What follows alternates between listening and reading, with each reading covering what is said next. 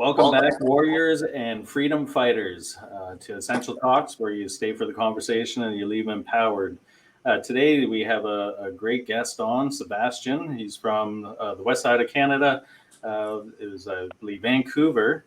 And he has been taking a stand, and I'm going to waste no time. We're going to jump right into it. So I'm going to get Sebastian to kind of give us a little bit of a catch up for those of you that don't know who he is. So this way he'll explain kind of where he got started, where his eyes were open, and his mission ever since. And then we'll intervene with some questions with him. Right on. Thanks. Thanks, Jamie. So for me, I've been pretty invisible on social media until last year, where I just sort of kind of embarrassingly discovered Instagram, because I've always kind of just stayed away. And then I discovered it, and then I've always been into fitness and health, so I started just posting my life. That's how I just started, fitness and being outside and just being happy, basically, or just trying to live life, as best I could. And then as I go through my timeline and I scroll down through my Instagram, I kind of notice these points where things change, because I tend to post quite frequently now, and where things really, I noticed there was a few times I was wearing masks and that type of stuff. And then on September 13th in Vancouver, in BC, when the gym mandates came in, that's when I sort of really had the red flag go up, because prior it was just the masks, which I tolerated, because I wasn't paying super attention to what was going on, because it didn't really affect me too bad. And, I was just, so that's just what I did. But then when those mandates kicked in, I had already for a while started to feel this misalignment in the air with what was going on. And then that's when I just put my foot down. I said, no, this is wrong. And I don't need to get into the scientific reasons for that or anything, but it just was something that I couldn't stand for. And then the day that happened, because I was going to the gym a lot, it affected me immediately. And I went to the gym with my camera, and I protested the mandates. I walked into the gym without showing any kind of proof of vaccination or anything, and never revealed my status, my vax status. I just said, I don't want to show you anything. And they let me go the first time. I made a video about that, which is on my Instagram. And then I made a second part going back a second time, which they let me pass. I posted that. And then on the third part, when I went back, which was a much more dramatic thing, because the police actually did show up, and I was either going to get arrested or I was going to leave. And I showed up that time with actual legal documents that laid out the law, that laid out that these mandates weren't lawful. It said that, BC, if I remember correctly, the state of emergency was declared during the BC fires, but we were no longer in a state of emergency. So a lot of these laws no longer applied. And I had the Charter of Rights on there and everything. And the manager just tore the whole thing up, and just I couldn't believe it. And I just knew and that's when I started to just really see that things were not right. And so I did get escorted out on the police by the police, a hair away from getting arrested. And then I just started posting. I started posting that, and then I started toying with how am I going to work out outside of the gym, on the beach or with rocks or these type of things. And then the more we got into this, we started getting more mandates. We started getting everything that's going on, and it's just it was just the temperature just kept going up, and a lot of the things that I was working on and the things in my life that had my attention had much less significance now, because it was a month time when the gym mandates came in, not much happened, and then new mandates came in. So that time I felt kind of alone. And then now, once the new mandates came out, it started to affect everybody. And then we started to see this momentum going on. And then I just really started to try to bring awareness to people of how vulnerable that we are now, and how quickly things are changing globally. Because if you're not paying attention, if you're just walking around your daily life and watching the news and not paying attention to what's going on underneath, you totally miss it. It's like nothing's going on, but yet they're just chipping away at things. So that was really how it started for me. And then that kind of upscaled my, my social media and my not wearing masks in public, a very high percentage of the time. And yeah, that's pretty much that part right there. Yeah, that's pretty crazy because a lot of us have gone through similar things. And myself, I was one of the odd ones that I was kind of looking forward to the whole vaccine pass, because I knew as soon as they started to create this passport and start to segregate all of us, that more people would stand up. And the same thing, like it's basically what you're talking about, is the more strict and the more they start to press on us, the more mandates, the more the rules they start to make, the more people are going to stand up. So it's pretty exciting. It's crappy all at the same time, but exciting, because every time they do that, we're seeing more people really start to become aware of what's under the surface. Yes, and it's interesting to see. I made a post a long time ago that with every nurse they fire, every doctor, everyone that they fire, they're basically building an army on the other side that's has some of them have nothing to lose. I've had friends come to me crying. My friend Sheena actually the other day was on the news on, I think it was CBC, one of the major networks, because she got her vaccine, but there was a delay with her QR code.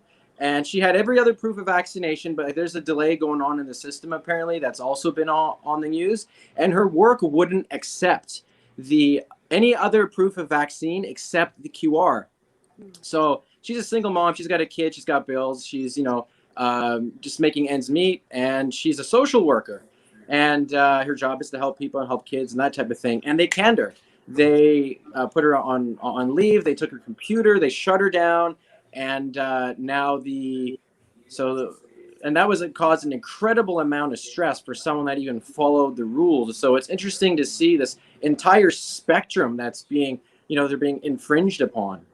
So Yeah, that's a really valid point, because as they keep pressing and they keep firing people, or their code word, leave of absence without pay, which is really firing, and of the labor course, board will eventually clamp down on that. It's helping create a parallel society. So with the parallel society, it's exactly as you're saying. We're starting to get doctors and nurses, and we're seeing the Ezra centers starting to spring up. Right? There's talks of a couple coming to Ontario from BC.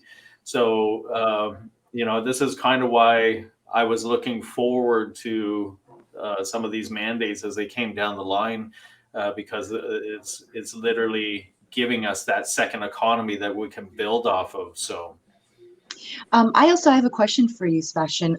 yeah. How do you find, so when you're out and about, maskless, doing your thing, Yeah. how have you found have you gotten any pushback? What's the typical dynamic that you have with people out and about? Have you noticed anyone else going out without masks? What have you found? So I have been posting a little bit more about that recently, where I just take my mask off when I go to places. And I actually, yesterday was day before yesterday, I went out to go get all my Christmas ornaments. And I got my tree and I got a whole bunch of things. And I went to like Home Depot, Canadian Tire, I went to Safeway, I went to No Frills, I went to a whole bunch of stores, and I didn't wear a mask. And they didn't say anything. Like I even had problems. I had one problem at the till. There was one of those automated tillers, and you need to hit the assistant. And everyone came to help me, and I wasn't wearing a mask, and everyone was super, super nice. And I'm starting to see a little bit of an uptick in people not wearing masks, and it's good when you see them because you kind of give each other a wink. You're like, same team, right? Let's just keep it going. So we're like the frequency holders, right? So Yes. yeah, Sebastian, I'm going to take us back to your Fitness World videos. I watched your 3-parter and I was like dying laughing. Like, see you tomorrow. It was amazing. You actually reminded me a little bit about of Jamie. You guys are so calm, cool, and collected when you're in front of police. I want to know, to this day, have you ever gotten an email from them explaining your membership being revoked? Because your last video showed that you hadn't gotten it revoked. so I wasn't revoked at the time that I was forced to leave there. They sent me an email a few days after. Actually, I don't remember the exact time, but it was anywhere between a few days and like 10 days. And they said that I was removed for trespassing and for causing some kind of scene. I can't remember the words that they used, but the main thing was trespassing. That was the main. I was trespassing at a gym I was paying for. They just took my payment. I had actually even tried to go into the manager's office and before the mandate, and I said, how can we settle this? Because there's some issues here. And they were basically just like, it was the word. I've never seen that kind of service. And that was Fitness World. And they're known for that, man. I'm not the only person that they did that to. And it's super unacceptable, you know, they get away with that. And, you know, for now. But, Yeah. And, you know, in terms of this, like, it looks bad if you like lose, you know, if like you lose it, you know, in front of the police and these type of things. It's just better if you can keep it together. And I hadn't been in a situation like in that video.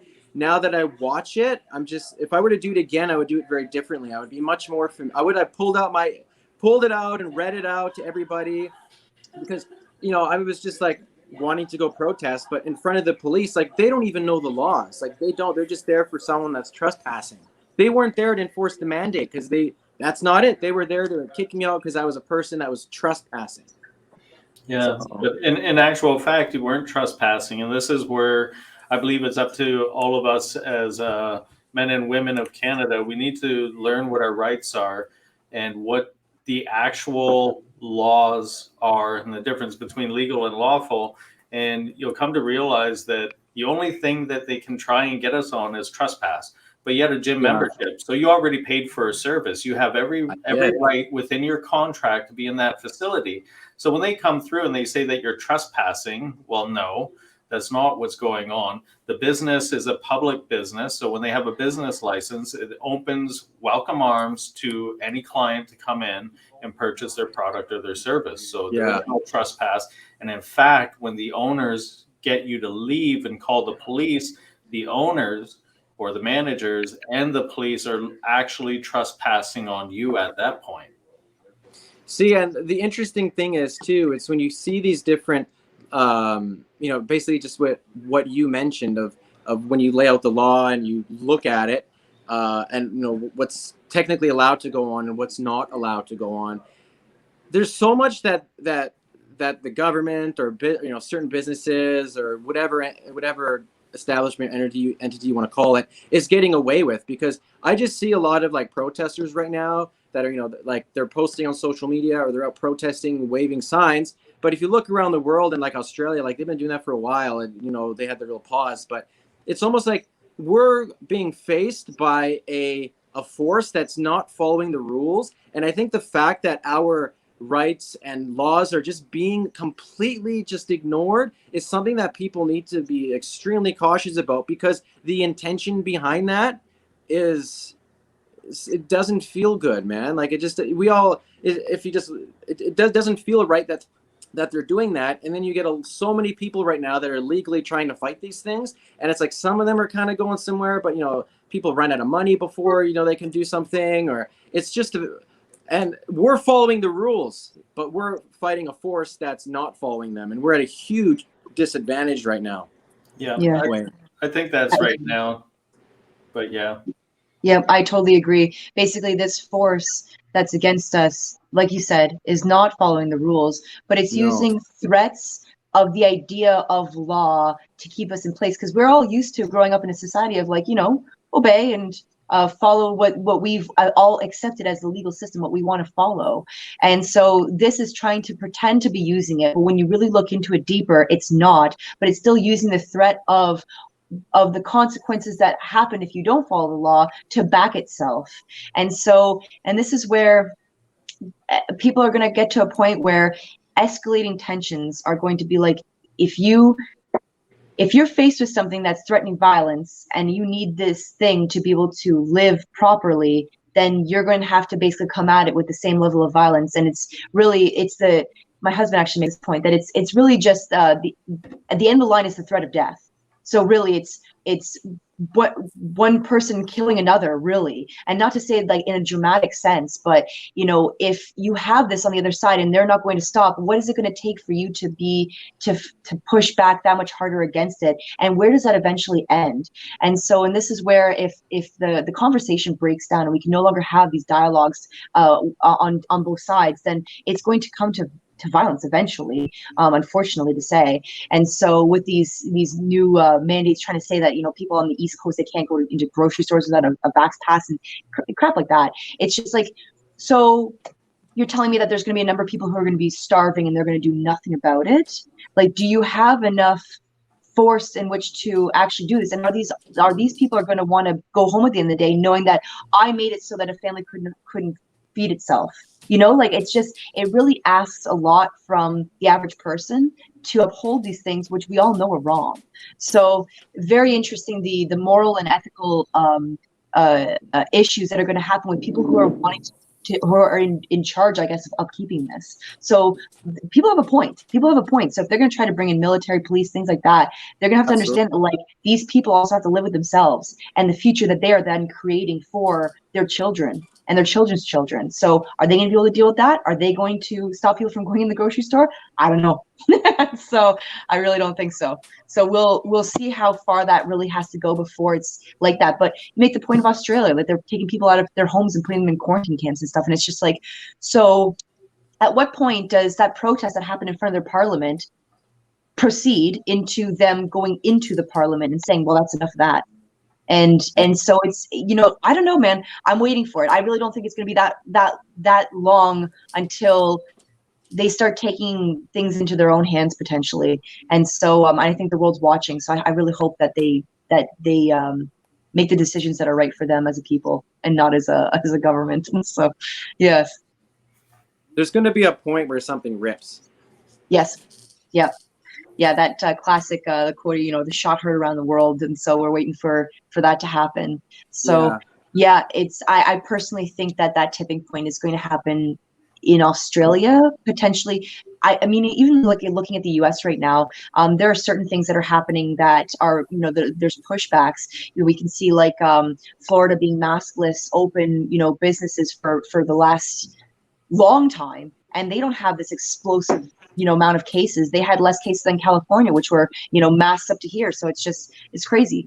And so and even the fight for having natural immunity being seen as a viable reason to not take these jabs and stuff like that, and be able to go into a place and not being treated like a second-class citizen. So I did have with the lady that came on recently with the trucking company and everything, and the supply chain stuff, that was, like I said, that was a really, really interesting post, and I really liked it. Just being able to hear from someone who's on the front line of that. And so if you don't mind just kind of maybe going into a little bit of that, and just how you even found out about her, and how that conversation, how it went, and just how it also made you feel as well. So I was just scrolling through Instagram, and she just came up. I had never seen her before, but right away it's like she just had like this fire about her that just like came through the screen, and she was just like, you just wanted to listen to her for some reason. So I just listened to it, and I was like, wow, this girl here is really making sense. And then I went through her Facebook wall, her Instagram wall there, and looked through other things, and she's been active. And then I just DM'd her, and we had a talk, and we were both on the exact same page. And I thought it was really interesting that she worked in the transport industry with her husband, and had a very, an insight to it that we don't have, and the effects of the coming mandates on that whole industry now, of how much that will affect us, because that's going to affect everybody if that goes down the way that it does in terms of food. And like I don't know if I'm accurate here, but I even noticed it was harder to get like Christmas decorations this year. Like I had to get different. It was just not as easy to get things this year. And that whole supply thing's been going on for a while, but it's supposed to get a lot worse. So it kind of it didn't scare me or anything, but it just really woke me up to say like, wow, this whole thing that we're dealing with these mandates and everything is so, like, there's just so many areas that we're being hit from, and areas that are coming that we just really have to be on our toes, you know. And Yes. I can. Is there any? I guess I can talk about that later, but I can post that interview somewhere else because it was quite good. So Yeah, we can always grab the link from you and put it in our yeah, I'll description. give So you that anybody link. looking to watch that, yeah, we'll link it into the description so that Okay, everyone can that see sounds good. that. Yeah, definitely. It was well worth the watch. I really liked some of the points that she was making, just in terms of like what level of our supply chain, the percentage that involves trucking, and if 65% of them are refusing to get this, or even Yeah, even if it was 30%, it's still how much of an influence that has. And actually, just before you got on, the three of us were talking. Jamie was just saying about how he noticed that there were a lot of cars not on the lots, in terms of new cars, like new sales cars, and just that with very true. Yeah. not having the microchips, and just with the backlog on that you can see this starting to spill forward, and how that looks. And yeah, it's pretty crazy. So it's just everything. So when people are like, oh, well, we just got to stay safe, just got to, keep doing, and, just plugging on. It's like, but there's going to be a snowball effect downhill that we're all going to face. And the sooner that we end this craziness, the sooner we can try to recoup, to get back to the delicate balance that we have as our economy. Like it's nuts. And so, yeah, so very that was, like I said, just a really interesting interview, and just the perspective that she took on it. I honestly, her eyes, she's got one of the most beautiful set of eyes I've ever Yeah. seen. When you said that something She's caught like, you, I was like, listen to oh, it was me. her eyes. Like she's just gorgeous. And so yeah, I mean, like that definitely that helps to keep people's attention there, but also just her message in and of itself was really, really interesting. So again, any viewers who are watching this, I really want to get a look on that. We'll put some links there for that. Yeah, she really commanded your attention and had a clear message, so it worked really well. Yeah, she was great. So, She was really, you could tell that she was really passionate about that. And so do you have any plans for anything upcoming or anything like that? Just or you just kind of just keeping on with the posts that you're making, and trying to show everyone what a good taste of freedom's like? well, I've been thinking about what to do next, and this podcast came at a really good time because it came right at a time like, okay, what do I do? Because posting will only get me so far, and it's at the point where I'm just like, okay, like, do I have to step out into the real world and start posting that type of stuff and really get out there? I've never done this before, right? But I've always just kind of, people think that this is a new thing, that the infringements are new to a lot of people. They don't realize, like, if the government really cared about people and their rights, like, we wouldn't have, like in Canada, like a huge housing problem. Everything, the housing's expensive, the millennials really got screwed. And I just think, like, I want to bring awareness to that, to just be like, hey, like, what's happening these last 2 years has been visible for a very long time, but now it's just a new problem, and it's more bold. The aggression of what they're trying to get away with is just such an overstep that I'm frankly not surprised that it's happening, because we've been being stepped on for a while, for quite a long time. So that's something Yes. that I think would be good. But I'm trying to just figure that out right now in terms of what I'm going to do next, because I just can't sit quiet. I try to be very careful with my posts because I know a lot of people are getting shut down and deleted and things. So it's very careful. You have to be very careful how you say things. So I've been working on that too. But I just can't sit idle with it. I'm going to probably get out into the real world, or I think the not wearing the masks is a really big thing. It seems like a small thing, but it's a big thing. Yes. Posting about that so people see it, and it just takes me to inspire one person, inspire another person, another, because if we all just like if everyone did what we're doing right now, this would be over. This would be over. And to me, it's so clear. I came from an investment background, so I came from investor relations. So we used to find companies, or they would come to us and we'd help them go public and build. We would do the whole thing with the marketing. We'd get financing. We just put a company together and make a deal together. And with everything that you see going on right now, being in that world, this smells like a deal to me.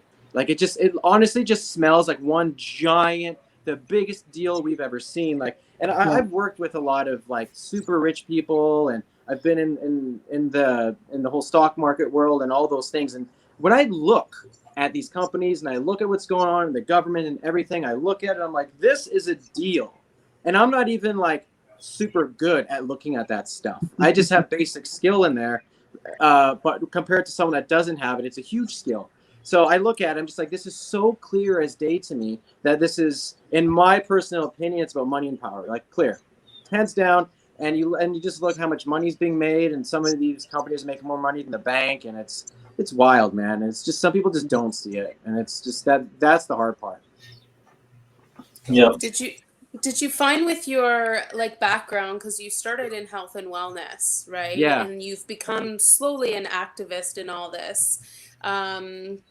Did you find in the beginning you were very aware of this, or was it more the vax mandates that propelled you to go into more activism? Well, to be honest, I noticed it a long time ago with the whole masks, because I noticed the inconsistencies of the things that just didn't make sense. It was just like, well, I have to wear a mask here, but I don't have to wear one here, and there's so much cross-contamination, and it just, none of this makes sense.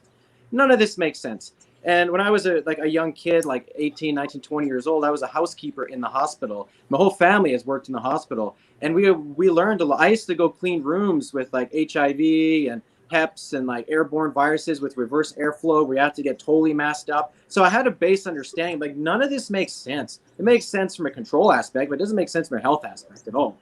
And that I just knew can I swear on this podcast? No? Yeah. I just like smelt the bullshit, you know? I just smelled it. I was like, this is just totally fucked. So, and because I have worked in the hospital and have close people that I really, really trust, I got to a point where I was like, you know what? The media's been feeding, 99% bullshit for years. And I called up some people that I really trusted that worked in the hospital, that worked in the ICU. And I would watch the news and I'm like, hey, something's not right here. And then I called and I'd be like, hey, what's in the ICU? What are you seeing? Who's in there? What's going on? And it's like from what they told me, it was very different from what I was being told. And also about who was in there and why they were in there and what I was advised to do. And I was like, this is like news from the ground. And then I also had friends that had the same connections in other provinces that were telling me the exact same thing. And I was just like, hey, this is like a Wizard of Oz thing. Something's not right, And I could sit here, speculate all day and say it's this or it's that, but it's just one big clusterfuck. Yeah. And there's misinformation on both sides, so. I've had the same thing from my clients as well too. The people who I've had working in ICUs, they're just like telling me, no, this is a bunch of crap. And so there might be some places where they've brought patients in from other places to make it look overcrowded, to make those staff feel like it's overcrowded, but really like they're like, yeah, this is nothing. So I have the exact same corroborating evidence as you. Sorry, Jamie, I didn't mean to cut you off there. Oh, no problem. I was just going to comment on the media aspect of it all, which. With the media, it's no longer, we're not getting news. It's not legitimate. It's become just media, what it is. It's entertainment. And this is how they're getting away with it. So I'm listening to the radio and I've heard on a couple of TV, like I don't watch TV as if I'm passing by or something is on at someone's house. But the radio, they'll give the numbers of right now, how many people are in the hospital or how many people tested positive, and then how many people percentage-wise are unvaccinated. And then if you go on to Statistics Ontario, it will give you a reverse of that. So for example, I've seen the one time where they were saying it was like almost 70% of the ones that tested positive were unvaxxed. And then when you went on to Statistic Canada for that day, it was actually 65% were at least had at least one jab. So they're actually reversing it. So therefore, if they're reporting the news, they would have to have accountability for that. But if you're entertainment, you can fudge everything, right? So This is what I've been noticing. Go to the actual provincial statistics and you will see a different number. Do you remember the Occupy Wall Street movement like 10 years ago or whatever that was? Yep, definitely. Yeah, I remember that's when I first saw, like, in my life where I actually saw like almost complete media blackout. That's when I started to be like, boom. And with what you're talking, what you're talking about there, Jamie, it's just, it's gotten so, it's just like, I watch the news and I feel like I'm just getting dumber and I can't even watch it. And I've been like that for like years. Like, it's just sucking my brain out of my head. And I just think like people really need to get their head out of their ass, because we're, like they're saying like, this is not for your, this is for your health. And okay, how many times have you gone to the doctor or known a friend or someone that goes to the doctor and they're like, hey, I got X, something's not right with me. And sometimes you don't even like finish the conversation and the doctor's already writing you a prescription. Or, like I have a really close friend of mine that is very like overweight, very, very overweight. And she'll even admit it because she just can't stop eating. Can't stop eating, like 200 pounds, like overweight. And the doctor is too afraid to say like, oh, put the fork down and get a hobby and be active and do these type of things. Instead, they just write her prescriptions for her pain in her joints and inflammation when she's allergic to dairy, but she drinks dairy. And they don't want to fix the problem. And even for myself, when I've gone to the doctor for things, they'll just, if they really were about the health, even before COVID, they wouldn't just be writing you prescription pills. There's so many things that you could do. You'd be like, hey, you're, write down what you're eating for the next 30 days and come back to me and we'll look at it and I'll defer it to, a professional, tried and true dietitian. We'll check your blood, see if you're allergic to anything. We'll just actually give you, but we don't do that. We just, boom. And the pharmaceutical companies make the money. And now it's just amplified. And the one thing that I learned about being around like the investment industry, and I was around a lot of great rich people and I was around a lot of slimy rich people. And they have like, some of them have no depth to their slime and they'll do anything. And with, hold on. It just like popped out of my head there for a second. It was with the deals and the investments and, I just lost it. I was on a roll there. You're on a great roll there. Refresh my memory. 5, 4, 3, 2. Just with like the pharmaceutical companies and like just how yes, sorry, how slime, they're slimy. Yes. So some of them weren't slimy at all. Some of them were great. Some of them were slimy, and you know what? It'll come back to me. You were talking about doctors writing prescriptions, then you went into deals and that kind of stuff.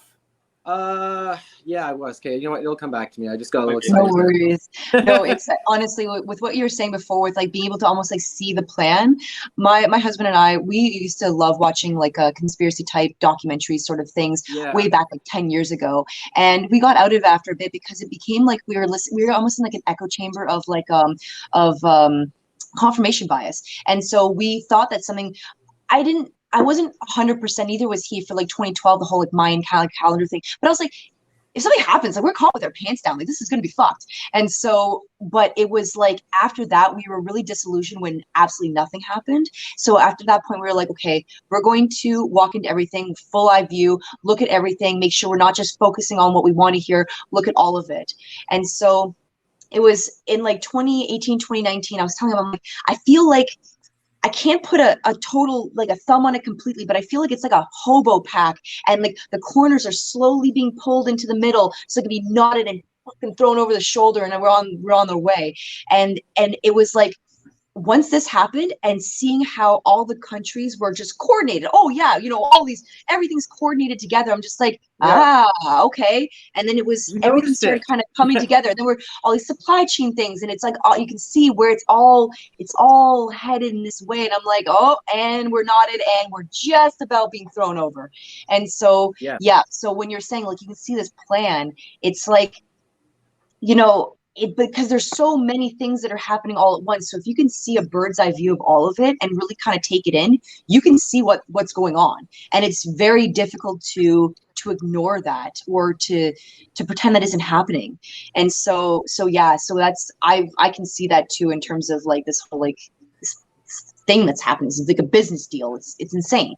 It is. And now I remember, because you reminded me of what I was saying before. I can segue into There that. you go. I think we've gotten into a point, what I'm trying to say with this whole investment thing, we've gotten to a point where if you examine greed on any scale, we got to a point where there was just like this line of greed from our governments and these corporate deals that were going on that people didn't even realize that they're getting screwed over. For example, how expensive housing has got.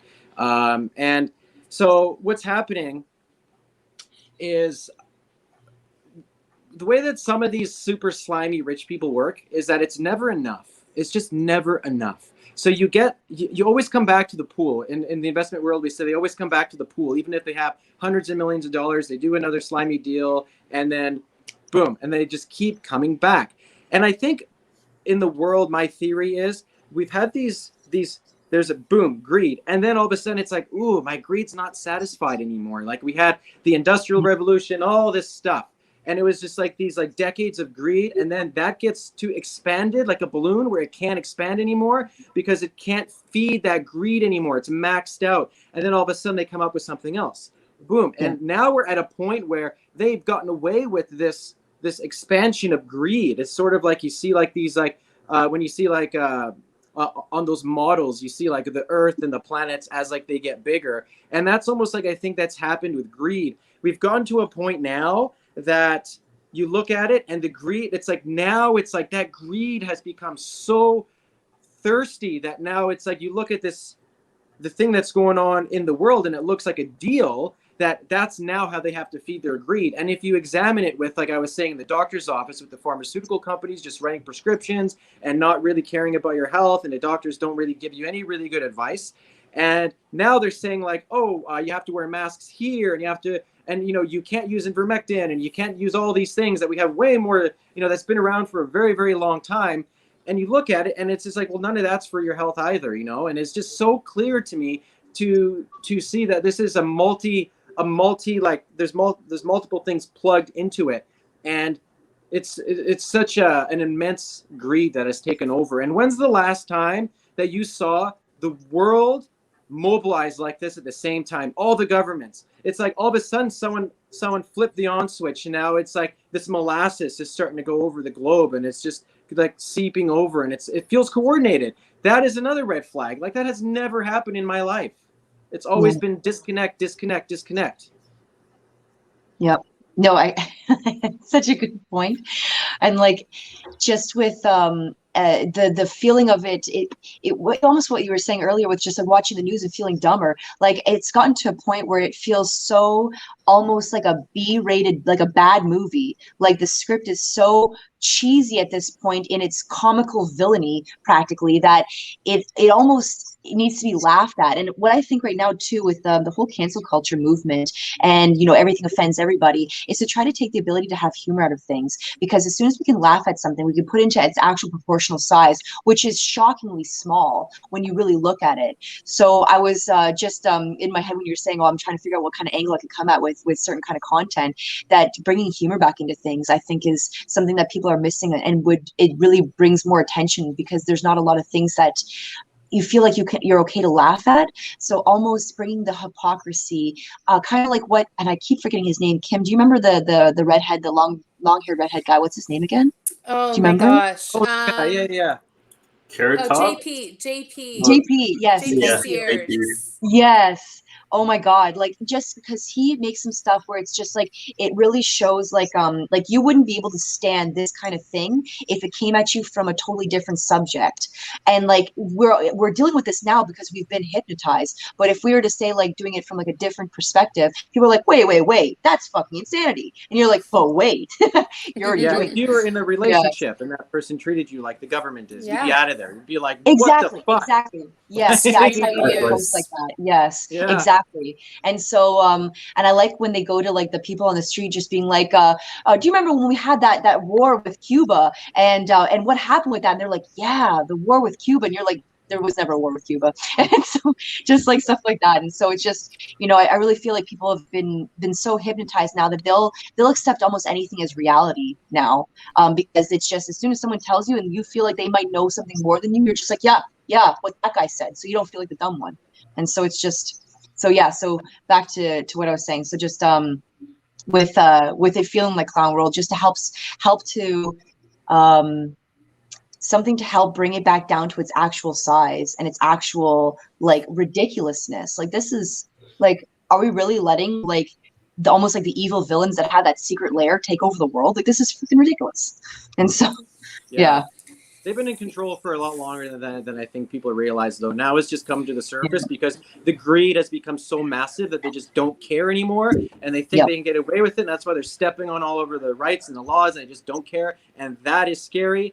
And the fact that they're not acknowledging natural immunity, which is being shown to be just as good or maybe a little better or a little bit worse than the vaccine, apparently. But they're not acknowledging that. That right there is a red flag to look at. And then also, with getting into this information that we're talking about right now, it's really easy to like go down the rabbit hole of getting negative and also just talking about all the shit that's going on and not really focusing on solutions, which is something that I realized is like, whoa, I need to slow down here. And like, I need to shift a little bit because I'm burning up over here and I need to think about solutions. And then there's also something that like really dawned on me about like what is possible in the world that we live in now. Because right now, if we look at this spectrum, because we're just being fed bullshit and lies and shitty food and bad relationships and all these type of things, we're not living in a very like human on a planet that's very conducive for our well-being. But we're on the same soil, and it's interesting to think about if we could be living over here. Imagine if we did live in a place where media was honest and people were held accountable and we were actually concerned about health and we had our greed under control and we modified our financial system and we did things that were actually good for us, good for people, good for the planet. To think that it would look like it would appear and feel like we're living on heaven on earth versus where we are right now. And I don't think people realize like how much we can go. And to think that we can fix the current system that we have, because we've tried to fix it so many times, it almost just seems like we just need to, in a big sense, just do away with it and just come up with something new. Because how many times can we have a new politician, a new Trudeau, a new have like a Trump or whoever you want to freaking elect?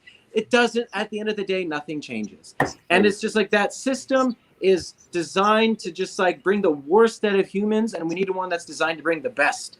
So that's kind of how I think like we can go with this.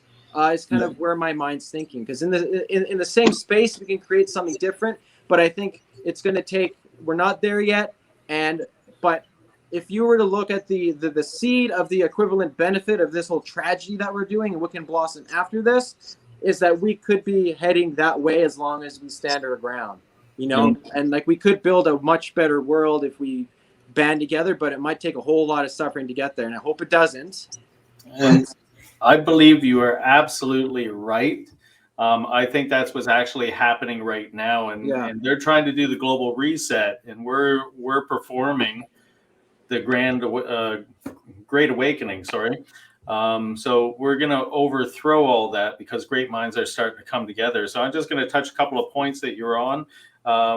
First thing is about health. If this was all about health, then right in the beginning when they were closing restaurants, the mama and papa joints would have stayed open that had the healthy whole foods, and McDonald's and Burger Kings and all of them would have been closed. Getting into the wealth about the whole great deal that you've been mentioning is absolutely 100%. We are witnessing and have witnessed the biggest wealth transfer in human history. Yep. You have somebody like Bezos that went from 84 billion to over 200 billion in under a year. So, I mean, this is alarming. Also, what's his name? Elon Musk did the exact same thing. He's up over the hundreds of billions of dollars now. 300 now, I think. Yeah, and then to get into this might be something that might help you into your next move and kind of cap it off. We're going to wrap it up, but community. Okay, so what I've been doing, and I've tried to get this going since March. I shouldn't say try; it has been going. I've been able to accomplish little bits and planting seeds and allowing them to harvest. Is bringing people together face to face. So I'm involved in a couple of communities, and what we're doing is we're organizing to run parallel communities. And then this way we can start to fill in the gaps that we need at this moment and grow the community to the point that we will no longer need the other community. As say city elections come up, we get our people in to be councillors and replace the mayors. If you get enough people together, you can do things lawfully and make sure that you can appoint your people in there so you can take control of your cities. And then we all realize that there is no correcting the system.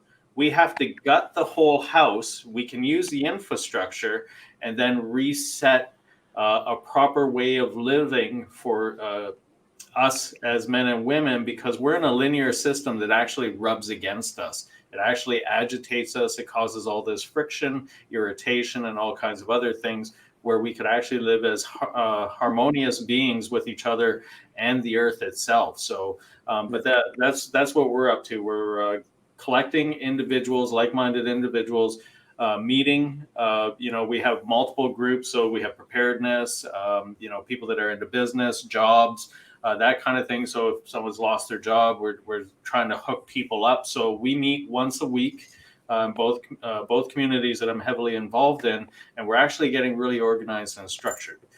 So that's something that you can do in your own backyard. I believe the way we're going to really win and catch ground is by taking our communities back. And once it's literally raising from the ground up to overthrow the top. Yeah, it's got to go. Our food isn't going to change. Our health isn't going to change. Our doctors aren't going to change unless we change that whole thing. Because, like we said, that very structure is designed to be that way. Exactly. Yes. So the other plug I'm going to put in is for anybody that is out there and needing some inspiration. Follow Sebastian on Instagram. He's posting a lot of great stuff. A lot of good ideas. This man is a wonderful man to talk to. I'm pretty sure if you DM him, you might be able to get involved with some of the things he's doing and organizing other things as well. So please do follow him. Also, we are all essential. So for business owners, come on, join us. You can register. So you're public or private. Learn what your rights are, and once you feel comfortable, go public and open your business, or you can stay private, up to you. Also, join as a volunteer if you don't have a business, because the more shoulders, the better. We get to carry this weight. It becomes a little easier. Right now, we need all hands on deck. And so we're counting on everybody. And thank you so much for what you're doing, Sebastian. You're really doing a great job and being an example for others. Sometimes it gets lonely.